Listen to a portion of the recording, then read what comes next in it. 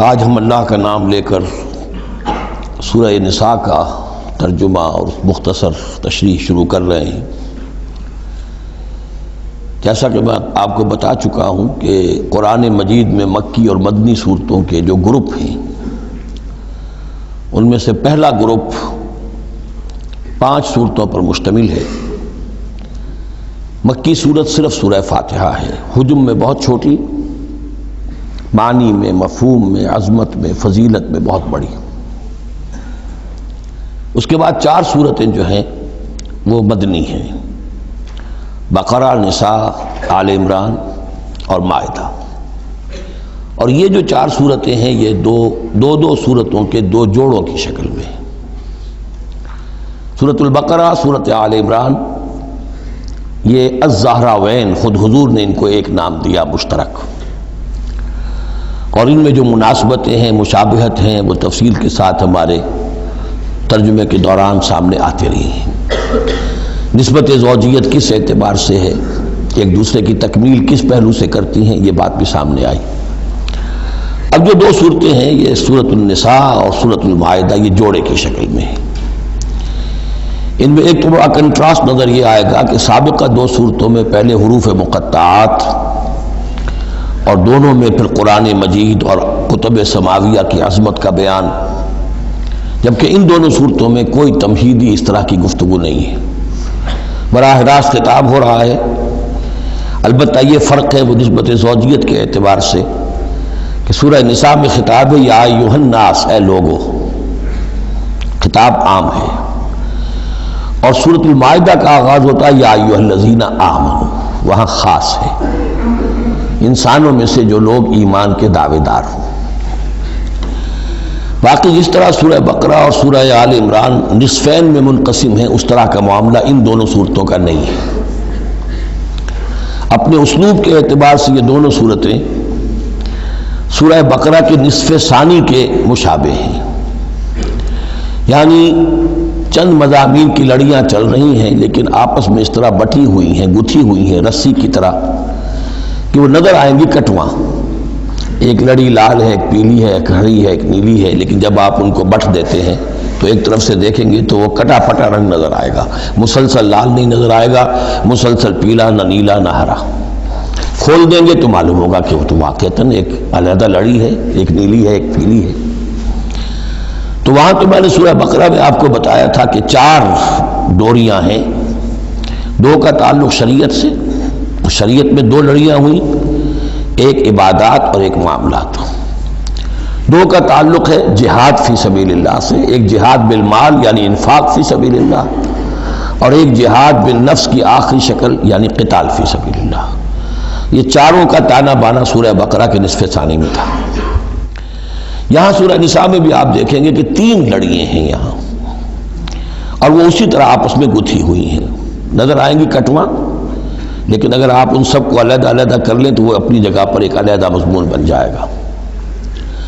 لیکن یہاں پر جو خطاب ہے، ایک لڑی تو وہ ہے کہ جس میں خطاب ہے اہل ایمان سے، اور وہ اسی طریقے سے جیسے سورہ بقرہ میں وہی 4 چیزیں اس میں آئیں گی، قتال، انفاق اور احکام شریعت، عبادات۔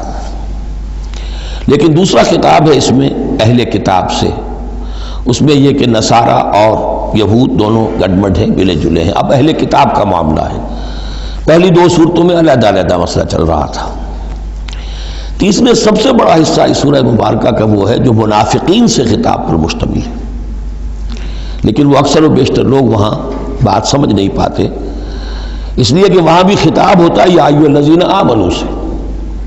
پورے قرآن میں کہیں یا ایھا الذین نافقوا نہیں آیا، یا ایھا الکافرون بھی ہے، یا ایھا الذین کفروا بھی ہے، یا ایھا الذین آمنوا بھی ہے، یا ایھا الذین نافقوا کہیں نہیں، اس لیے کہ منافق بھی قانوناً تو مسلمان ہی ہوتے تھے۔ تو اصل میں یہ بڑی گہری نظر کی ضرورت ہے کہ یہ پہچانا جائے کہ یہاں یا ایھا الذین آمنوا مومنین صادقین کی طرف روح سخن ہے یا منافقین کی طرف ہے۔ اگر یہ فرق نہ کیا جائے تو بڑی غلط فہمی ہو جاتی ہے بعض مقامات پر، مثلا سورہ توبہ کے بعض مقامات ہیں یا ایھا الذین آمنوا ما لکم اذا قیل لکم انفروا فی سبیل اللہ اثاقلتم الی الارض، اہل ایمان تمہیں کیا ہو گیا؟ جب تمہیں کہا جاتا ہے اللہ کی راہ میں نکلو تو تم بوجھل ہو جاتے ہو، زمین میں دھنسے جاتے ہو۔ تو اس سے ایک عام سوء ظن پیدا ہو سکتا ہے کہ شاید یہ عام مسلمانوں کا مسئلہ تھا، یا عام مسلمانوں کا مسئلہ نہیں تھا، یہ منافقین کا مسئلہ تھا۔ روح سخن وہاں منافقین کی طرف ہے۔ مومنین صادقین تو ہر وقت اس کے لیے آمادہ رہتے تھے کھلے دل کے ساتھ، کہ واپس نہیں پھیرا کوئی فرمان جنوں کا، تنہا نہیں لوٹی کبھی آواز جرس کی، وہ تو تیار ہر وقت۔ تو اصل میں یہ دیکھنا ہوتا ہے کہ کس آیت میں رخ کس کی طرف ہے۔ اس اعتبار سے یہ سورہ مبارک کا اہم ترین ہے، لیکن سورہ بقرہ میں تو پورے میں لفظ نفاق آیا ہی نہیں۔ یہ حکمت خداوندی ہے کہ اس مرض کو پہلے چھپا کے رکھا ہے، کہ علامات تو بیان کر دی کہ یہ بیماری ہے، تاکہ جو بھی متنبہ ہو جائے وہ اپنے علاج کی طرف متوجہ ہو جائے۔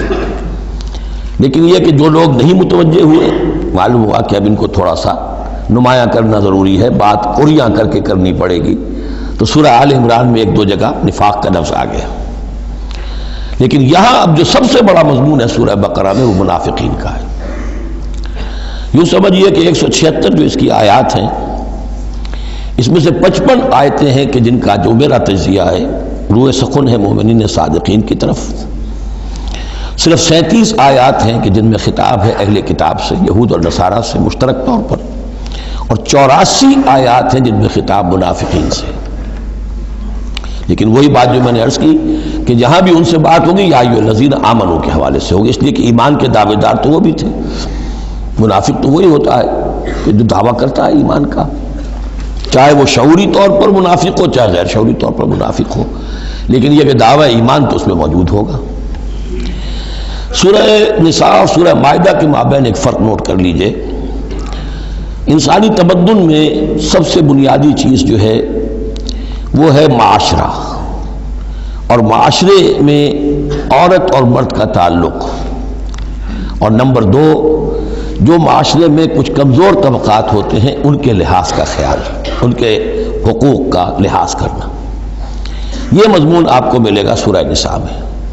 آئلی قوانین تفصیل سے آ چکے سورہ بقرہ میں، جو رشتہ جڑتا ہے ایک مرد اور عورت کے مابین ازدواج کا، جس سے کہ پھر خاندان وجود میں آتا ہے، تو وہ جو سب سے بنیادی یونٹ ہے معاشرے کا، اس کی جڑ بنیاد کا تو سارا تفصیل سے معاملہ آ چکا ہے سورہ بقرہ میں۔